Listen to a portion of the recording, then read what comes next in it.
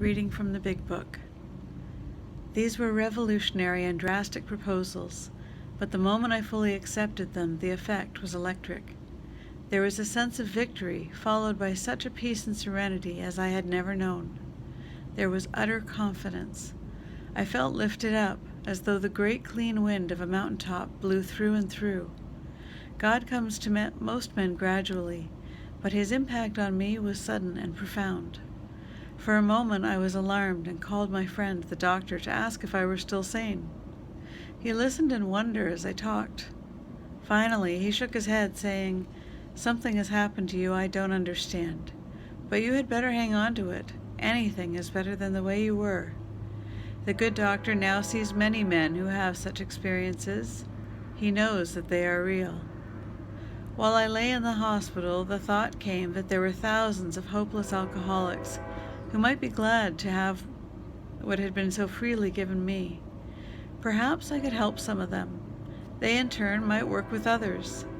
My friend had emphasized the absolute necessity of demonstrating these principles in all my affairs.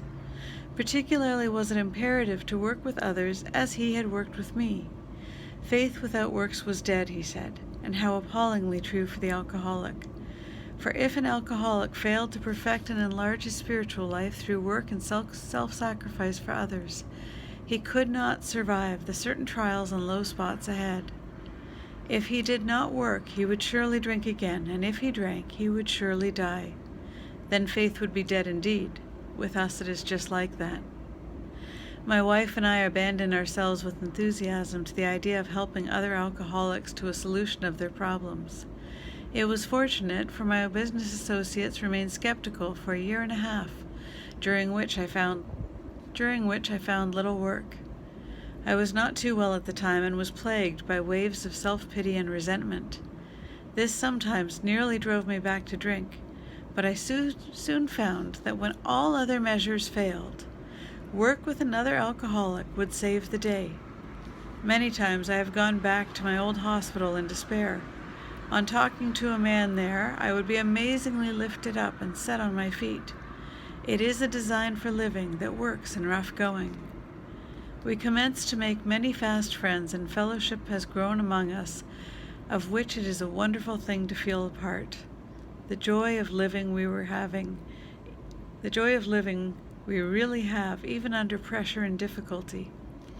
I have seen hundreds of families set their feet in the path that really goes somewhere, have seen the most impossible domestic situations righted, feuds and bitterness of all sorts wiped out.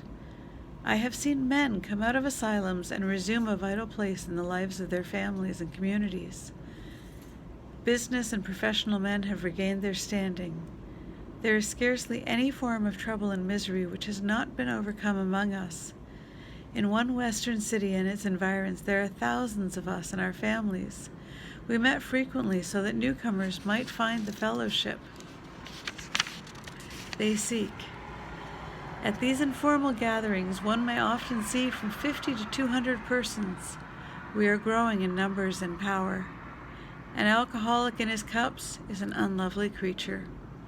Our struggles with them are variously strenuous, comic, and tragic. One poor chap committed suicide in my home. He could not or would not see our way of life. There is, however, a vast fun about it all. I suppose some would be shocked at our seeming worldliness and levity, but just underneath there is a deadly earnestness.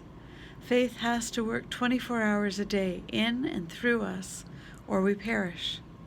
Most of us feel we need look no further for utopia. We have found it right here and now. Each day my friend's simple talk in our kitchen multiplies itself in a widening circle of peace on earth and goodwill to men. Bill W., co-founder of AA, died January 24, 1971.